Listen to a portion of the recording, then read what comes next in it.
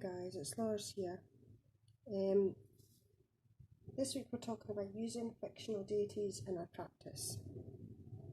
So I wanted to do a slightly different take on this because I think most people have covered a similar thread with this topic. For me, I don't think I've ever used a fictional deity. If I hear my belly rumbling, excuse me, I haven't had my breakfast yet. I've never used a character or a fictional person or whatever in my practice. I have connected with living things but not people, as in the ocean, the trees, that type of thing, but probably most witches have anyway. But what I started doing, what compelled me to do this, the next part I'm going to talk to you about is there was a year where a few of my favourite artists passed quite unexpectedly with regards one. The other, there was hearsay but not 100% before the actual event happened. Excuse me, I'm drinking coffee. And it got me to thinking about incorporating aspects of them into my practice, mainly inspirational aspects. Like I've started doing gratitude candles. Now they can be this size, they can be big jarred candles, they can be sometimes tea lights if I don't have a lot of money.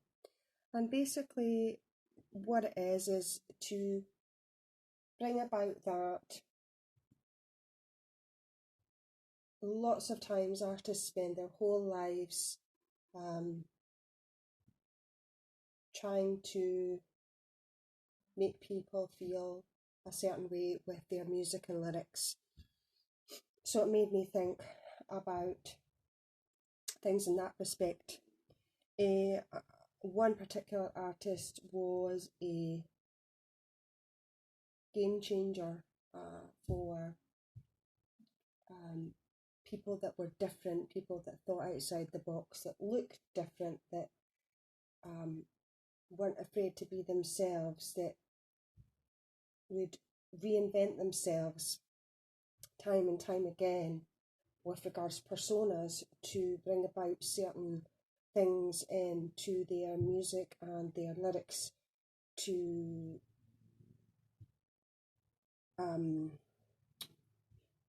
show that entertainment aspect and different aspects of their creativity within themselves, and to show people, you know, never be afraid to be you, just be you, and embrace any quirky traits about yourself and embrace anything that is outside of the box or whatever. And he really brought about that for a lot of people. So this particular candle here is a gratitude candle for him. Now I've had 70 candles, I have had tea lights,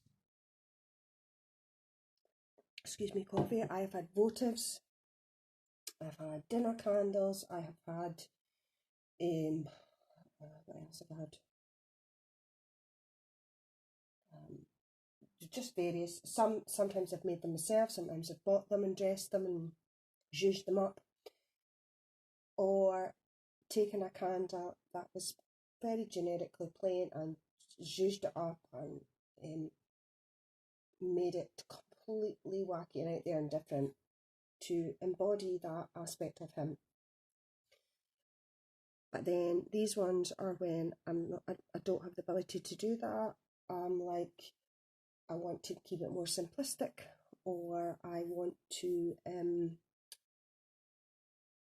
just bring about the man himself, the creator himself, and that this here represents something very specific to the individual I'm talking about, and if you know who the artist is, that will make sense. And I had a bunch of those decals I bought a while back. Excuse me, coffee.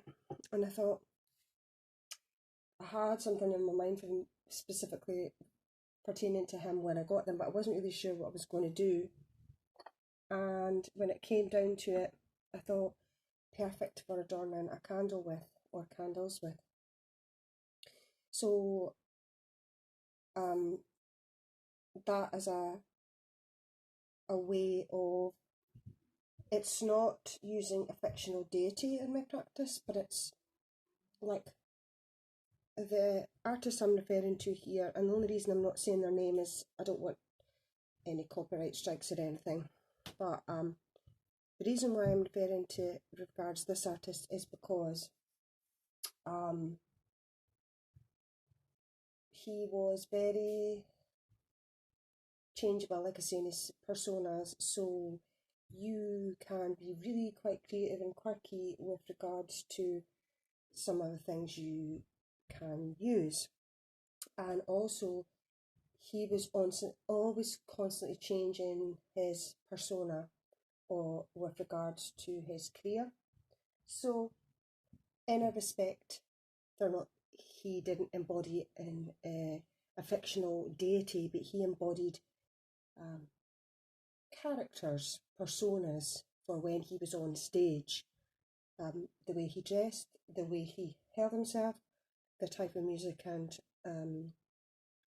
lyrics he wrote, and the type of music sounds that were coming about with regards to each persona that he came about as representing. So I think in that respect, you can say that these characters that he, and personas that he brought about, although aspects of himself and different aspects of himself were completely fictional characters. And so it's not, I don't do anything magically with regards to like I would deity, with regards to like how I would do candles for Morrigan or the kayak or my ancestors, but I still put the same love and care into certain things with regards to what I choose to use, because it's respectful. It is showing that you have respect for the person as an individual as well as the creator they were or still are. Some artists that I have candles for, so this particular one, but then I also have a candle vessel that I showed you in another video. I think, did I show you in another video? Or was that? I can't remember. Anyway, I don't know if I'm able to show you. I don't know if this will be able to show you or not, but I'll try.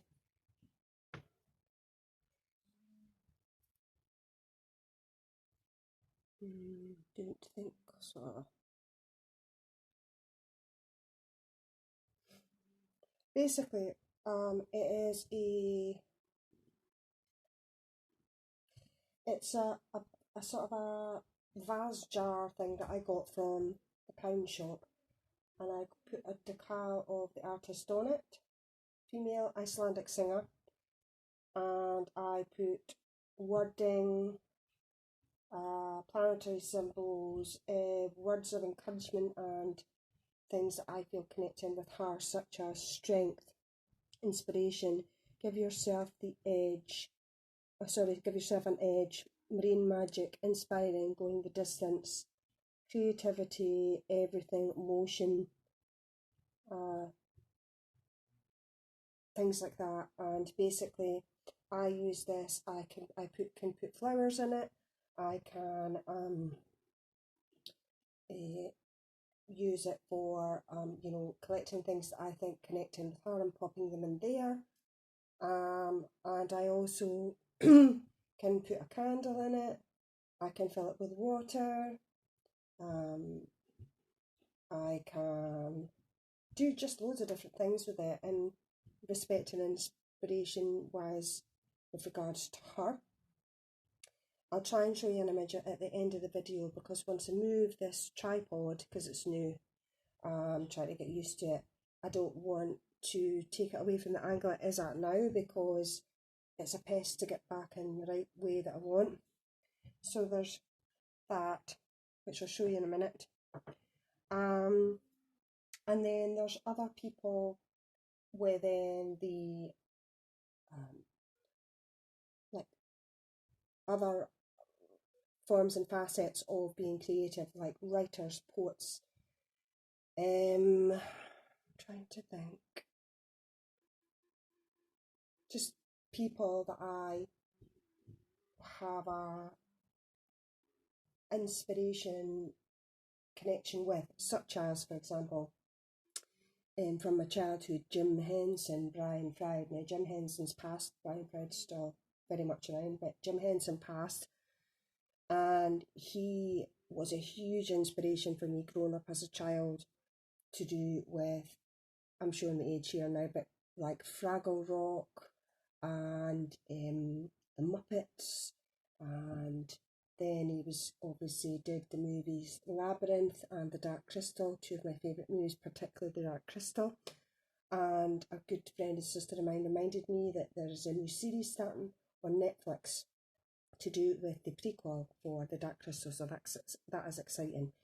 And with regards to people like Jim Henson and Brian Froud, although Brian Froud's not passed, but I slightly do different things for people that are still around with regards to people that are past. Because people that are past, you're honouring what they gave to you inspirationally, and you're thanking them with gratitude, and thank you for everything you gave to me as a child growing up. You had a big impact on my life, type of thing. People that are still around, obviously, you still have things that they're doing of the now and of the past to connect in with. So, but things like with Jim Henson, when I'm doing a candle to thank him for the inspiration he gave me as a child, you can go crazy. I mean, colour, mental, crazy things. He came up with wacky, creative, inspirational worlds, very magical worlds. And also, with The Dark Crystal, there's a lot of spiritual connections with that movie. A lot. I didn't know that when I was a kid, but yeah. And that's so colourful and whimsical and amazing. So you can go to town with regards to what you choose for that. And they're inspirational to me. So with regards to, honouring by inspiration candles and thanks, gratitude candles, quite a lot of times when I'm doing certain things where I need creative inspiration, I will also light the candle that I've made for said person, for example, in Jim Henson's case, to help inspire me. It's not that I'm channeling into Jim Henson as a person to get, that spiritual connection with, as in, because obviously he's a real person, but more just like, when I see that candle burning, it just reminds me of lots of things that I remember growing up.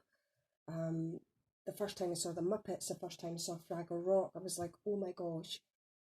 It's funny because when I was young, when Fraggle Rock came out, before Fraggle Rock actually came out, there's a lighthouse along the road from me called Scudgy Ness, and I called it the Ness, and I had a story in my mind about creatures and beings living under the Ness. And so when Fraggle Rock came out, I was like, oh my god, you know what I mean? So it's like totally inspirational in that respect. So I hope that made sense. I took a slightly different twist on things, but like I say, don't be shy, be creative, and take things that connect with you and use them to help inspire you to give you a boost if you're feeling down, to bring you back down to earth, grounding you in other areas by just gratitude and inspiration candles. Now I'm going to try and show you this other one I was talking about before I switch off the camera, because I can hear my son, and if he comes down here, then I'll have to pause the phone, and sometimes my phone, when it's paused, it plays silly monkeys and messes up the audio and the video. So hang on a minute and I'll try and do this in a way where you can see it. 2 seconds to figure this out, how I'm going to do it. Trying to figure out the best way to do this.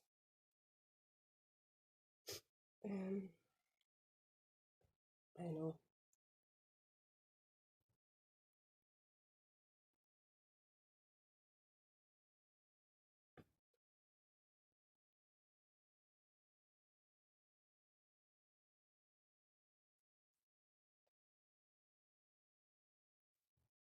It's not very clear, but you can kind of see what I'm talking about. So you can see the astrological signs, the words, and then inspirational quotes like motion, everything.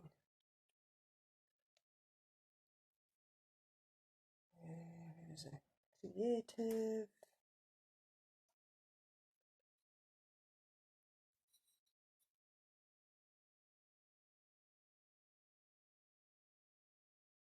Can't really see that very well.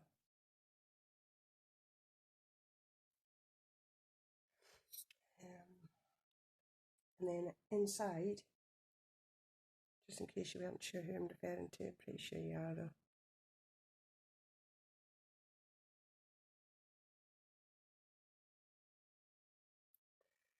So that's it. I hope you guys enjoyed. Lots of love, and I'll catch you next time on Starting Out Solitary. Bye.